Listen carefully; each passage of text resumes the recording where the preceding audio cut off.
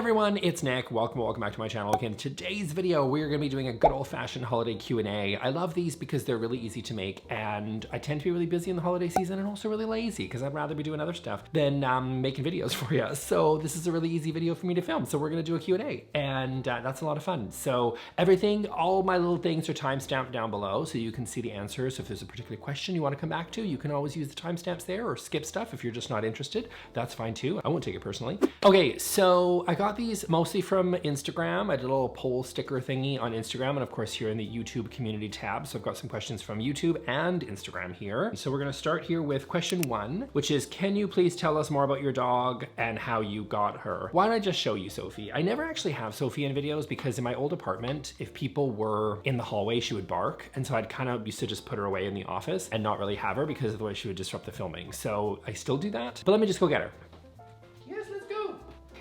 Okay, this is going well. Hold on, let me pick you up. You're not very good at sitting up like that. Hi, Soph. This is Sophie. Thank you, Sophie. Okay. All right, okay, yeah. We got a whole video to film. Okay, look over there. Nope, you're already 1 foot out the door. This is Sophie. She's not a lap dog, as you can tell. She is a lab cross terrier. She is 11 and very spirited, even for 11 years old, which is great. Sophie, don't go out that way. That's not the way to get off the chair. Okay, that's it for Sophie. I'll throw some B-roll on here so you can see her.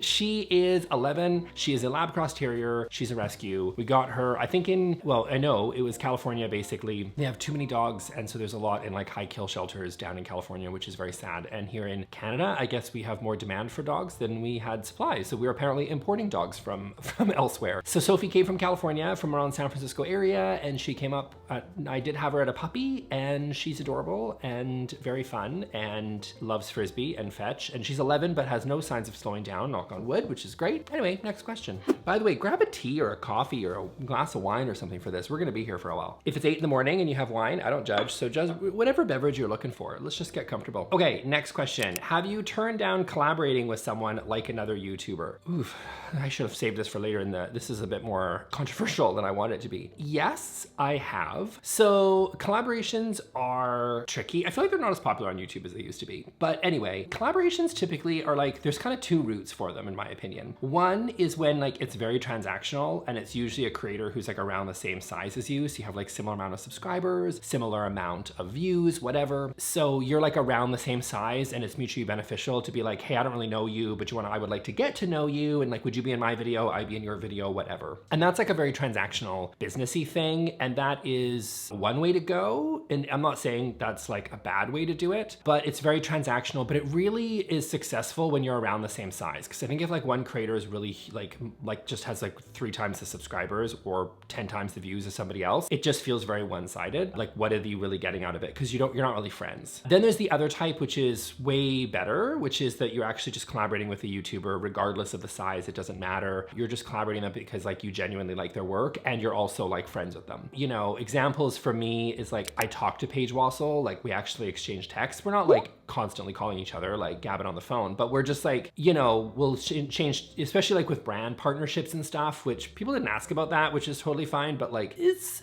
the wild, wild west. Do you know what I mean? Like creators don't really know what we're doing. We're just kind of making it up when it comes to brands and agencies, and it's that whole world, and like we don't know what we're doing, so like we look out for each other, right? So we like chat with other creators, Arvin Alano, Kiva, Viv from Posh Pennies. Like Viv is great. Like I just went out for lunch with my accountant today, and I recommended my accountant to her, and so my accountant took me out for lunch as a thank you. Like we're that friendly, you know what I mean? Like I actually refer people to her because she's just really cool and I like her. And so there's like friends, and in that respect, it doesn't matter how big you are because you're just like friendly, so you just like want to hang out with each other. I will say that I have not done collaborations because that has been with people that are not my friends. We don't know each other. And honestly, it just feels like they're only interested in getting to know me because they want to be on my channel because they think it's gonna like boost their career or something, which to me is like not a great way to go and not a great way to do it. I think it's either transactional because you're at the same level and it's just business, or it's a person you're genuinely friends with and you just want to hang out and collaborate like creatively with that person. So I've done collabs usually with the creativity in mind, and I wouldn't say I've done a whole lot that were transactional, but that does happen all the time on YouTube. And I just don't really do it. I've turned down ones where you have people that don't have as big of a following. I know it sounds bad. It sounds like, you know,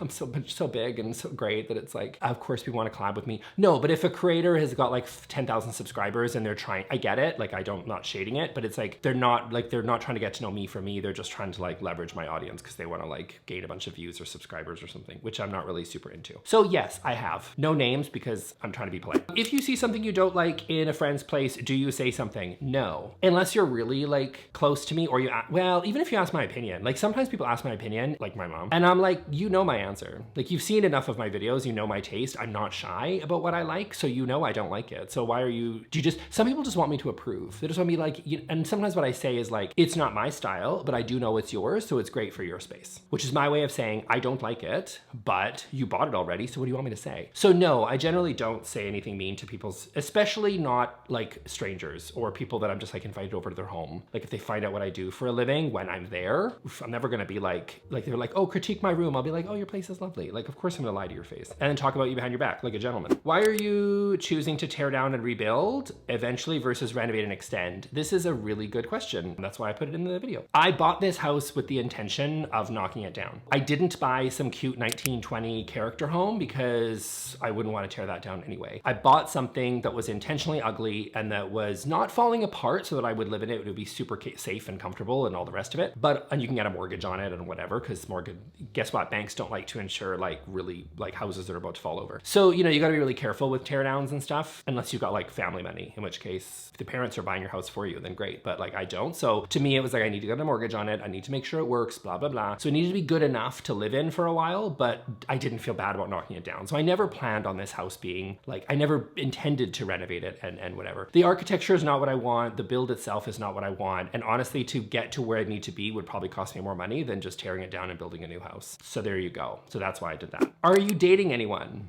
Heart eye emoji. No, I'm not. I don't have a person that I'm with. Am I going on dates? Sometimes to bad results, usually. It's rough out there. Honestly, like it's not good. I don't think my standards are like incredibly high. I'm just looking for like person I find attractive, around my age, gay, although, you know, I don't discriminate. Bisexual is fine. Like what else am I looking for? Interesting, chemistry, like good old fashioned chemistry. Like I'm not looking for 6'5". You don't have to have a job in finance. I'm not here for, I don't need trust fund, believe me. Trust funds come with weird families, so I don't want a trust fund. Do you know what I mean? Like I don't want any of those things. I just want normal, not in a throuple, which is usually sometimes the challenge. You know what I mean? Like everybody's got such interesting ways to structure their relationship, which I think is great now, but just not for me. Do you know what I mean? Like I can barely handle one person, let alone a throuple. Plus it just sounds really like, it just feels like really toasty in the bed. Like could you imagine if there's three and there's like you're in the middle? It sounds really hot and like, you know what I mean? Like this sounds, I like an edge so I can hang my foot out the side of the bed. You know what I mean? Too specific for what the Q&A is, but you know, you asked. Actually, you didn't. You asked if I was dating. This is so far removed from that. Anyway, I'm just looking for normal and like I'm looking for cute, nice, funny, whatever, and around my age. And you might be thinking, Nick, that can't be that hard. It can't be that difficult. I mean, you know, you're cute, funny, and nice. So, you know, I say thank you, but you forgot humble. But like, you know, you're all those things. Why can't you find somebody? Because I've really done the math on how many like cute, nice, funny, around my age guys there are that are gay. And like, you think there's a lot, but I've done the math and there's like 5 in the entire planet. So then none of them live in Vancouver. So maybe I should start traveling. Guys, you know, if you fit the criteria, hit me up in my DMs. No one ever does, but like, I'm asking for trouble, but you know, honestly, like it's rough out there and there's very few people that kind of fit my criteria. I'm also, I guess, I wouldn't say I'm like, my criteria is wide, but yet I'm also very picky. But I'm also in no rush because I'm single and fabulous. So like, I don't necessarily need to find somebody and life is humming along. I got big things coming. I have a great job. I have a great family, great friends. I got a house on the way next year, which I'll get to that potentially. And so no, I'm dating, but nothing's really catching my eye. No one's really tweaking my fancy. If that answers your question. There was a lot of questions about dating and boyfriends and all sorts of things in here, but no, I am not seeing anybody serious. I'm not even seeing someone unseriously. I'm just happy with my dog watching Only Murders in the Building. That's what I'm good for. When is the correct time to put up Christmas decor and why do we skip Thanksgiving decor? Well, Thanksgiving decor is not that interesting, to be honest. Throw some leaves, throw some pears or something in there on the table and your little tablescape and you're good to go. I mean, in the US, I think your Thanksgiving is just so close to Christmas that it's just been swallowed up. So there's no Thanksgiving decor decor because no one cares. We've all moved on to Christmas. The only thing preventing Christmas from being all year is the juggernaut that is Halloween, that is, I think, providing that sort of hard stop. But when is the appropriate time? It used to be, here in Canada, we celebrate Remembrance Day on the 11th. I think that's Veterans Day in the US. I know you have Remembrance Day in the UK. Used to be that you didn't put Christmas decor up before then. But now, you know, Costco is putting their Christmas decorations next to the sunscreen in August. So who the hell knows anymore? But I would say that the acceptable time, November 12th, if you're polite, November 1st, if you're probably everybody else. So that's the most acceptable time, I suppose. Some people, I just find I get sick of it. By the time Christmas rolls around, I'm already sick of it. And as a content creator, I actually need to put up my, people are like, like Rebecca Robeson's putting her Christmas decorations up in February, but like, I am sort of like, I have to put it up because if I'm gonna have this in a video, you guys might be like, an acceptable time to have this in a video, Nick, might be mid-November. Well, if I'm filming this the last week of October, then I'm that weirdo that puts their Christmas decorations up too early. But if I had my way, mid-November, maybe even late November. But then again, I get sick of it by the time Christmas rolls around. This person asked the hard-hitting questions. Sock, sock, shoe, shoe, or sock, shoe, sock, shoe? Took me a sec to figure out what they were asking. Definitely sock, sock, shoe, shoe. No one puts a sock and a shoe on with a bare foot. So definitely that. No. Who's the weirdo that does it the other way? Absolutely not. Okay, given AI, is a designer really necessary? Well, is a designer necessary regardless of the AI piece is a good question. If you want specific answers to your problems, because a lot of people, when I do a Q&A, that's the number one question I get is, hey Nick, this is my couch. Can you tell me a side chair that's gonna go with it? I can't answer that in a Q&A. You need a designer or you need to figure it out yourself because that is not an interesting question for 100,000 people to see on the internet. So I usually, I'm sorry, but you know, join my channel memberships and we can talk about it in a live that I do every month. But for the most part, because people send me photos and ask me questions, that's the place to do it. I can't do it here in a Q&A, but I would say that a designer does a lot more than just answer your very specific questions. If you need answers to very specific questions, you might want to hire a designer, but they actually really do a whole lot more. They're doing a lot of project management. They're helping you find your contractor potentially. They're helping you go through quotes. They're doing walkthroughs with you and the contractor. They're doing deficiency walkthrough at the end of the build to make sure that the contractor did everything that you require. They're coming up with different concepts, of course. There's a lot of stuff a designer is doing, and AI ain't it. It's not doing that for you, okay? Now, could you do all that yourself and use AI potentially as a nice, like, fun tool? Yes. I will say, because I get pitched, as you could imagine, because everybody's talking AI, right? We got the NVIDIA stocks at like $3 trillion or something. I get it, and you could only imagine how many AI companies hit me up to talk about AI design. You could only, it's a lot, trust me. And I'm intrigued because they got that VC money, but still, I'm a little bit skeptical of the whole niche, I'm gonna be honest with you. So, I will say that, like, general inspiration, go for it. Take a picture of your room, chuck it into AI, say I'm interested in Art Deco or Art Nouveau or Japandi or Scandi, and they'll give you a very generic looking space, and you can use that as a jumping off point. I also think you could do that jumping off point from Instagram and Pinterest, but you know, that's fine. Then I think there's some interesting AI tools that are really small and like niche that are like helping designers render quicker or like produce renderings, and they're able to like change some of the renderings really quickly. What used to take hours or days for a designer to kind of turn around is now potentially taking seconds or minutes while you're in a client meeting. So that stuff is really interesting. There's a lot of really kind of cool stuff happening in the space, but no, it does not completely replace a designer to answer your question. Do you edit your videos or hire it out? They're so well done. Well, thank you so much. I'm glad you like them. No, I don't edit my videos anymore. For the first like year I was on YouTube, I edited all my own videos. Then I had an editor. I have two editors. One of my editors is named Alex. The other one is Susie. They are a husband and wife couple, and they are lovely, and they edit my videos, and they are great. I also have Eden, who of course is my employee. She edits some stuff as well. She edits a lot of the short form stuff that we do, the ads that you see in the videos, things like that. She does a lot of editing as well. And I don't edit anything, and I haven't probably for a good couple of years. Which now that I think about it, you might be wondering, well then Nick, what do you really do on the channel? Apparently I do the least, actually, if you really break it down. But everybody else works really hard, and that's great. Have you thought about doing stand-up comedy? No, that's flattering. No, I am actually like, don't love public speaking. I know that feels really weird when you're like, but you have the job that you do, but remember, it's just me in a room, like a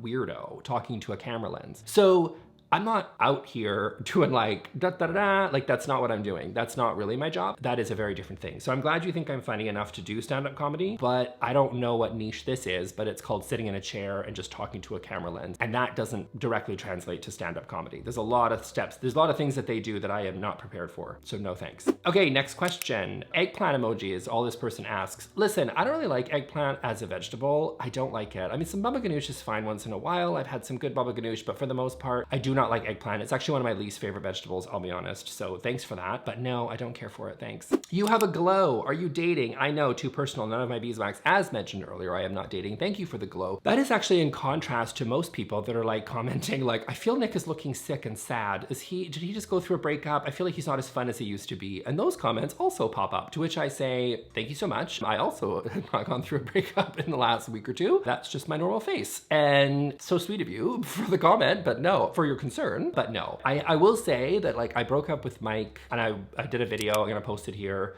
If you haven't seen that video, I mean, go ahead and watch it. It's old. I'll spare you. I dated a guy for 19 years. We broke up early 2023. Anyway, I since have dated other people in like relationship-y things, but I never talk about it here on the internet, mostly because, well, I don't do it because A, I always ask them, like, do you want to be ever mentioned? And this particular person was not really into that, which I completely understand. And also, I have realized when you're on the internet, you do this job. When you put something out into the internet, people tend to expect that you're going to explain if that no longer is the case, right? Like I can't say, I'm moving to France, and then all of a sudden, like 6 months or a year later, you guys might be like, didn't Nick go to France? Like, I'm gonna have to explain, no, I didn't go to France because I didn't get a visa. You know what I mean? Like you have to explain when you put something out there, why you didn't do something or whatever. And so I am very aware of the fact that if I am ever in a relationship or whatever, which I have been in the last couple of years, if I no longer am in that relationship, I'm gonna have to go and explain that to you guys again, which is very irritating. So yes, I have been in relationships. No, I am not right now. And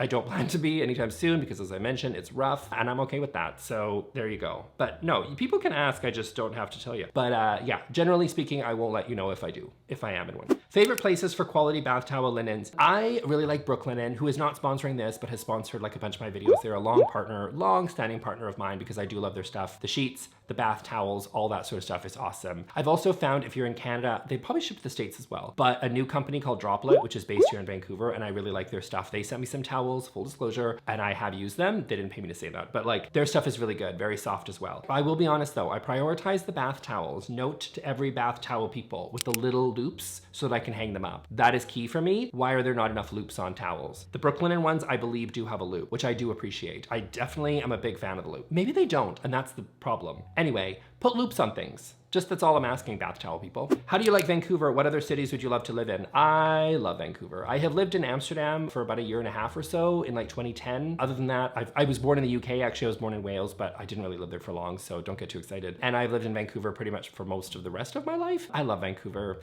It's like, it's warm and sunny and summery in the summer, and it's also like you get all 4 seasons. It rarely snows. I know Americans, you think we live in igloos up here, but think of Vancouver as basically Seattle weather because it is only like less than 2 hours away. So we basically have weather like Seattle, which means it gets a little wet and dreary in the winter, which you kind of get used to. You've got the mountains, you've got the like ocean right on your doorstep. You've got, it's just beautiful. I like Vancouver. It's like, it's safe and happy and everybody, I don't know. I love Vancouver. I don't think I'm ever gonna leave. This is like my like forever home. What other cities would I love to live in? If I were to live in the States, I would probably, I like San Francisco. I like Seattle, but then I'm like, it's just not as good as Vancouver. But like Seattle's great too. But like sorry, Seattle. I know, I'm sorry.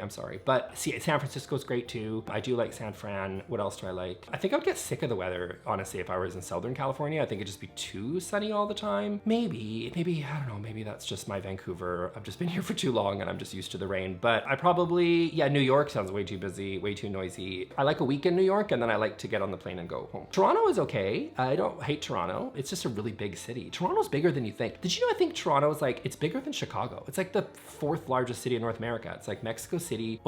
Anyway, in between Canada and the United States, it's like New York, LA, and then I think Toronto. Like it's that big. Oh, and then where else do I love in Europe? Barcelona's great. I love Barcelona. I don't know anywhere else. Language becomes an issue in Europe. Anyway, I think I answered your question. Next question, marry me. Yeah, why not? I've had no better offers lately, so I'm just gonna say yes, go for it, thank you. What do you think of these YouTubers quitting? So there is a lot of YouTubers that are sort of like retiring and quitting because there's a lot of talk of like these creators are really burnt out and you know, they leave. I think that like everybody's burnt out, you know, like I think just pandemic, post-pandemic, everybody's burnt out. We're burnt out. It's too much news. It's too much everything, too much politics. I love the fact that my channel, I never talk politics for a reason because I like the fact that like this is a space for everybody just to shut up and just talk about crappy barn doors on bathrooms. You know what I mean? I love that. I just don't want to have to sit and deal with all that. So there's some very important issues that you need to be aware of. I'm not the one to tell you about them though. There are other people that are informed, that are experts in this area that are not not me, that you should be definitely being engaged, but you also need time to separate and disengage. And that's what I'm here for. So these YouTubers that are quitting, I do think that a lot of YouTubers are quitting because they're burnt out, but I think everybody's burnt out. I just think the difference between YouTubers is that number one, we have a platform to talk about how we're burnt out, which is different because you don't point me to a nurse or a teacher that isn't burnt out. They just don't have the platform to talk about it. And then the second thing is they're quitting, retiring YouTube, because a lot of these people, like, you hear about the ones that have millions of subscribers and then they decide to just hang it up and go away. And it's like, yeah, they're basically retiring because they've made way, like, so much money. Like, I know how much I make, and then I know how much, like, if you've got 10 times my audience and you've been doing this for 2.5 times as long as I have, like a decade or something, you've made some money, okay? You've made some money. So you have the means to retire. So like, we're all burnt out. It's just you hear about YouTubers being burnt out more than anybody else. And you also basically have the means to quit. I mean, there's some unique challenges to the job. It's like not normal to have a comment section under your, like, all of the work that you produce in the world. And there's like a bunch of people that hate you and people that love you. It's like weird to have thousands of people talk about you in a comment section, which does screw with your head a little bit. But for the most part, I just think we're all burnt out. It's just that YouTubers just won't shut up about it. What are some of the big misconceptions people have about content creation? Oh, I kind of got into that. I would say it's a lot lonelier than people probably realize. It's weird to be seen by so many people, and yet the day-to-day, like, I don't have to leave the house. Like, sometimes my step counter is like, Nick, you barely, like, you didn't even crack 500 or something, because I don't need to. I need to, like, go for a walk because I have to force myself to go outside, because basically you go from your computer to in front of this camera lens and you talk to nobody. So I think if you go to an office every day, or even if you have Zoom calls, or you have a social job like a construction worker where you're on a job site, or a teacher with kids, or a nurse dealing with patients, whatever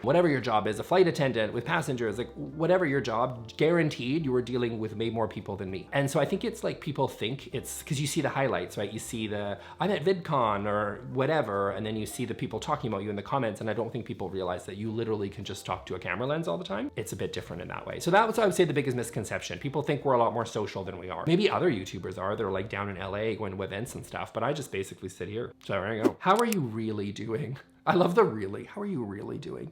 I'm doing okay. Like, I'm doing good. Like, I think I'm fine. I'm doing well. I shouldn't say I'm doing good. I'm doing well. I will say that, yeah, I have great friends, great family, great everything. I have Sophie, I have my house, which I'm very grateful to have because Vancouver is extremely expensive, and I'm grateful to have the house that I have. I'm excited to build my new house, and the dating stuff is annoying, but again, like, it's, who cares? And just keep moving on.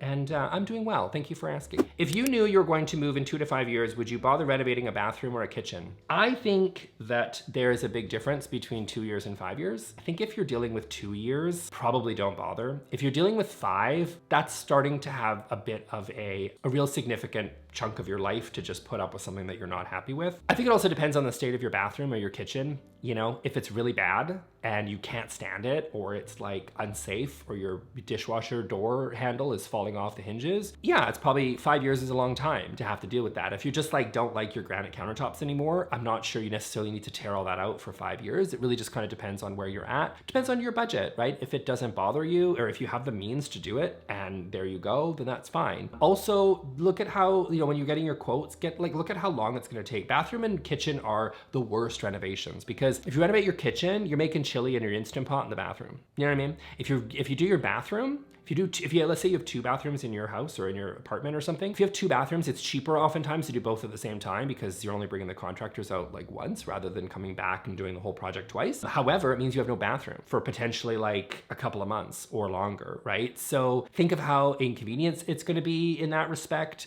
Do you have a family? Like, if you've got a 6-month-old baby, yeah, not having a kitchen or a bathroom sounds really, really crappy. If it's just you on your own and you live in a condo building where you can access the gym, maybe renovating your bathroom is not that big of a deal because you can just use that facility every day. So it really just kind of depends where you're at. But I would say 2 years, probably don't bother. 4 or 5 years, I would probably do it. Thoughts on feature walls in a bedroom, yay or nay? My thoughts have maybe evolved on this one. I think that like what I don't love is like when people, and I did this too, Like, I get it. When people choose some like really big, bold wallpaper or color or paint or whatever, and they've got something kooky crazy going on as kind of like behind the bed, but then they're like, this feels like overkill. I can't do it to the whole room. So instead I'm just gonna like pick that back wall, and then like all the other rooms I'm just gonna paint white or paint like some other softer, more neutral color. My attitude is a little bit less around do that and more around just do the whole place. And if the kooky, crazy, weird wallpaper / paint color that you chose doesn't make sense for the whole room, it might make more sense to choose something a little bit more subtle that you're comfortable with and then do that for the whole room. So rather than doing crazy graphic wallpaper in the behind the headboard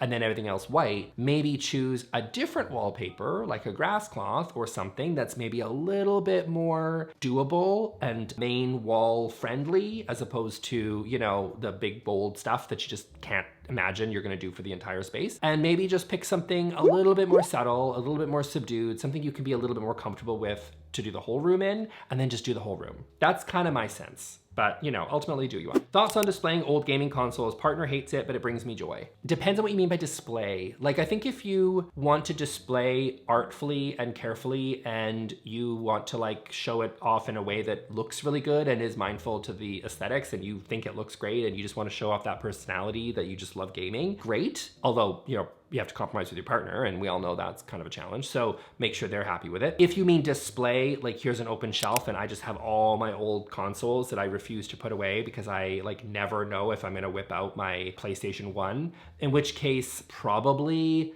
like not. And instead, you know, a closed storage solution or putting some of those gaming consoles away so that you don't necessarily have to see them when not in use might be a good solution for both of you. So display to show off your personality, then in a tasteful way, great. Doing it because you're lazy and you don't want to put them away when you're not using them, not so great. Are you a full-time YouTuber? No other line of work. First of all, that question of no other line of work feels a bit pointed, but I'm gonna bypass that. No other line of work. This is it. This is all I got. Yes, I'm a full-time YouTuber. This is what I do. Yep. This is it. When are you moving to the US? Question mark, winky face. I'm not moving to the United States. I think you're a great country, but I would rather be here. So I'm gonna stay in Canada, thanks so much. As I said, if I were to live somewhere else, maybe San Francisco or Seattle or something, but then I'm like, but I just like it being here. I'm a West Coast person and I'm a Canadian person and Vancouver is kind of the best, so I'm gonna stay here. Just checking in, do you still hate my dining bench? So this is definitely from my friend Denisa, and yes, Denisa, I still hate your dining bench. I've told you that to your face. Contrary to the comment that I left earlier about not telling people to their face, I've told you I hate your dining bench. Would you rather have boob lights with a nice lighting temperature or have nice fixtures with mismatched lighting temperature? 100% boob light with matching lighting temperature. I don't care if you have the nicest, most expensive lights in the world. If they have mismatched lighting temperature, I hate them. If you have boob lights, it just means that you need to swap them out and you probably should have better taste. But I do think if you're using consistent lighting temperature, it's better than mismatched. So mismatched is like, it's like a health hazard. It's like, it just gives you a headache. Don't do it. Don't ever do it. How can I mix wood tones to make it look more eclectic? Generally, good rule I would say is that the more different types of wood tones you use in a space, the more eclectic it's gonna be. If you wanna be contemporary and you wanna have something that is much more of a contemporary take on wood tones, you're gonna use the same wood tones or a limited amount of wood tones, and you're gonna use it through the entire space. So you're gonna take light oak and you're gonna use it everywhere. You're gonna take walnut, you're gonna use it everywhere, right? That's way more contemporary. If you want something a little bit more eclectic to put together, you're gonna mix a bunch of different wood tones. Also be mindful of wood texture. You know, if you have something like a reclaimed wood coffee table, and then you're gonna put that next to smooth oak floors, it's gonna read more eclectic than if you were to just use all like smooth woods or all sort of reclaimed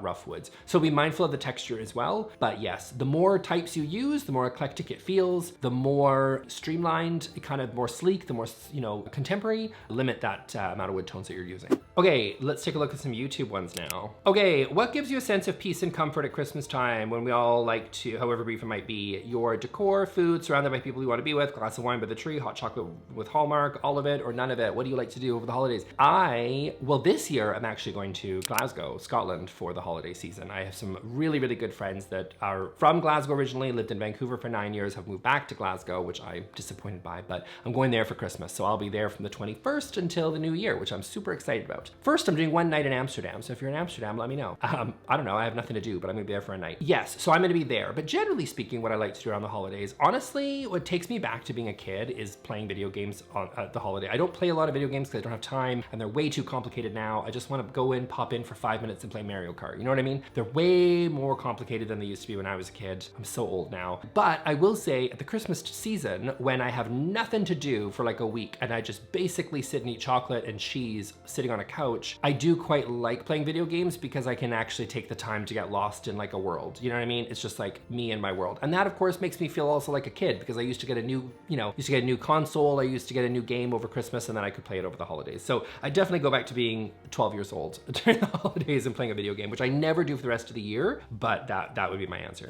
What's your favorite ice cream flavor? That would be salted caramel.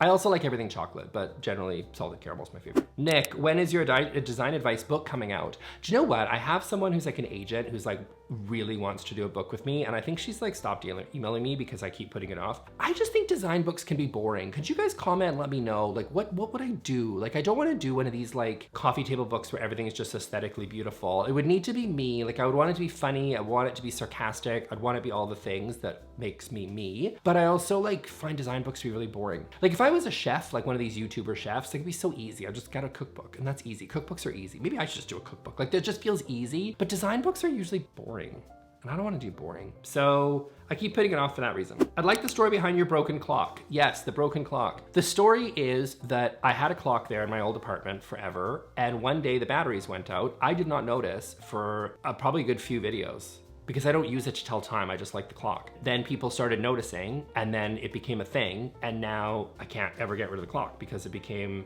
a little bit of a inside joke. So that's why I keep it there. And even like when I moved here, I had to like set it to 12:17 just so we would all feel comfortable. Does your mom still have the decor that you highlighted in your April 1st videos? Do you visit her for Christmas? Do you take secret pictures of other items for next year's video? This is gonna be a hard Christmas for me. Oh, my brother died last month. He was 44. Having good-hearted things to laugh at has been really helpful. Well, first of all, I'm sorry to hear about your brother. Yes, my mom. It is important to have things to laugh at, and my mom is a great source of that. Yes, she knows, she loves it. First of all, my mom thinks she's famous, okay? She thinks she's famous. Don't feel sorry for her. She thinks she's famous. I had a video idea once that I've never done, which is her and I go to HomeSense, and we just like, she talks about all the stuff she loves, and I talk about the stuff I hate. I think that'll be a really fun video, but I've just never done it yet, but we probably will. And yeah, my mom, I do tend to look throughout it's not hard to find. Like I could honestly, it's not hard to find a thing. Like I don't have to hunt very hard. I do remember last year, this time, like Christmas season last year, being with all the rest of my family and talking about like, what should I choose for the April 1st video? Because if you didn't know, I do like an April 1st trends thing, and it's all the stuff I hate, but I pretend I love it. With my mom, so I had my whole family involved about what I think it should be, and we all decided it was gonna be the TV trays. So I secretly do take some photos. I say secretly, but I'm honestly not that secretive because she doesn't care. Again, she like loves it. She loves it. Don't you worry about her. But yeah, I do not so secretly take photos all year. Also, controversial question. Name a timeless style that needs to go. For me, it's maximalism, get in the bin. I assume by timeless, you mean like sort of trendy, maybe trendy style of the moment. I'm hating everything that looks like it's melting on the wall. I'm sick of the blobs. I'm sick of all the crazy postmodern stuff. I will say postmodern design has given us some interesting stuff. It's given us some quirky things. Like it's made, we kind of saw in like the mid-century modern Scandi phase, like everything, all the chairs are looking the same. So I will say it's encouraged a lot of like sculptural pieces for especially in side chairs and other furniture. However, I would say some of the stuff is just completely impractical, and I would say a lot of it like is made of like acrylic and it looks like it's melting on the wall. I hate that stuff. That I guess would be most of that really kooky postmodern stuff. That's what I'm sick of. I will say I was right though. I'm just gonna say I'm right. The in-your-face pattern on pattern on pattern maximalism that I was like, I swear no one's doing this. I feel like I've been vindicated. Yes, there's some maximalist energy happening in spaces, but the like over the top cringe stuff, I was right. I knew no one was doing that. I called it. What do you think about Feng Shui? Do you follow all the rooms in interior design, or is it all BS? First of all, I'm not gonna say that. I honestly don't really know very much about Feng Shui, to be honest. I would say what I do know, some of it feels really practical. Like I know, where the bed placement, for example, in your bedroom, like, making sure to put it on the wall. That's like, it's like the energy, like in the front, in the doorway and whatever. A lot of that stuff makes sense that I've seen, and it feels very practical and logical in terms of how people move through spaces. Some of the other stuff I don't necessarily subscribe, but I don't really know a ton about it, to be honest. Hey Nick, with all your fabulous ideas living rent-free in your head, will your renovation be built to sell or design a home in which you would like to live? Happy holidays from Melbourne. Hello, Melbourne. I definitely am planning to live in this home for a very long time. This is not a renovate to sell. I hate the term forever home because it's like, you never know. Trust me. I know that you never know what's gonna happen in life. It tosses you curveballs, as it definitely has me. And so forever is a long time. But I would say, yes, this is meant to be a home that I'm going to stay in for a very long time. I'm gonna devote all of my designer energy to it. And in case it wasn't clear from the previous question, yes, this house is not going to be around for much longer. I'm probably gonna be potentially looking at next year. But again, in the spirit of what I said earlier, putting stuff out onto the channel means if it doesn't happen, then I have to change my mind. I have to tell you all it's not gonna happen. So I'm saying next year, but there's also a likelihood it doesn't happen next year, and then I have to come tell you why it's not happening next year. So theoretically next year, but don't hold me back. Don't hold it against me if it doesn't happen. Okay, do you think there is such a thing as over-decorating? And are you familiar with Rebecca Robeson? Hey, I mentioned her earlier. Right, she is the queen of Christmas. What do you think of her design style? I think that there are some elements, it's very traditional. There's a lot, it's a lot going on. I don't decorate as much as she does by far for Christmas. I personally also think that like I tend to accumulate Christmas decorations slowly. I tend not to just go out and buy a whole bunch of stuff. You know, maybe just pick up a box of ornaments one year and then maybe I'll pick up, you know, this garland I got last year. Like I slowly sort of work in my Christmas and holiday decorations in. And I think I like that it's built up over time as opposed to just like step change everything brand new every year. I definitely don't think it should be everything I just think, you know, buy your Christmas decorations, put the same ones up every year and maybe add to them and subtract, edit, you know, as the years go on. I think if I'm not mistaken, she basically wholesale changes her entire like decor scheme theme every single year. As I have said on this channel many times, do not try to keep up with an influencer. Do not try to outconsume Rebecca Robeson when it comes to Christmas, because the truth is that she monetizes Christmas content. No shade to it. I monetize my content too. But like, you can't keep up with a person who's monetizing. Like she's making money on Christmas, you're spending money on Christmas. Do you know what I'm saying? Like it's just not, the math ain't mathin'. Don't try to keep up. So do not change your entire Christmas decor every year to keep up with her or me or anybody else. But I would say it's a very, generally I think a lot of it seems pretty elegant. Like, but she has like multiple trees in her home, which is like, I couldn't imagine. I get bored of decorating one tree, to be honest. I get tired of it. So I could never do multiple trees. I think she takes it very seriously. She's very into it. And I think that, you know, we all need things. And she's like, I want to go to her house for the holidays. Like I want her to host a Christmas party and I want to be invited. I don't think I could live with it full time like for the whole Christmas season. I think I would really, really be tired of Christmas by the time it comes around. But I would love to go to her house for a party because to experience it for an evening is fun. But I personally couldn't make it work for me. What home style are you considering for your new build if when it happens? And how are you able to afford a house in Vancouver? Well, good question. Can I afford a house in Vancouver? That's really the question. What home style are you considering? Generally, I like this style to be quite contemporary. That's sort of what I'm leaning towards. A lot of my neighborhood has a lot of like really old craftsmen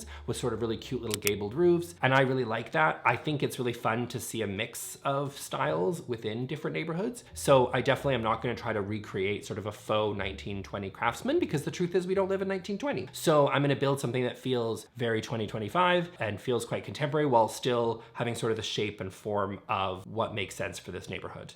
In terms of the interior, still figuring it out, but I think I'm probably gonna add a little bit more color than I have here, because here I just basically painted the walls white and then added my furniture, and there I'm gonna design it all sort of from scratch, and it'll be, I think, a little bit more color, very texture, you know, it'll be, you'll see. That's code for I don't really know yet. What is your favorite Christmas present that you remember receiving when you were a kid? Do you still have it? My most memorable was definitely when I got my Super Nintendo. And the reason is because the way I grew up, like Santa always brings you your Christmas stocking at your bed and then you go get out of the presents when you go downstairs. And he gave me a Super Nintendo game before I even had the console. So I had the game in the stocking. And then when I went downstairs, I was like, where's the console? I know I'm getting a Super Nintendo. And then my parents like kind of hid it under all the other presents. So I didn't know. And I remember being like, Santa's an idiot because he gave me the game and because he's so stupid, he didn't know I didn't have the console. And then I found it and then I was excited. That would definitely be my most memorable was the Super Nintendo because I was very excited. Do I still have it? No. Do I? It's probably buried in my parents' basement, but yeah, still love it. Can we get a new house tour before you knock it down? Also, can we have more Sophie content? You got some Sophie content at the beginning.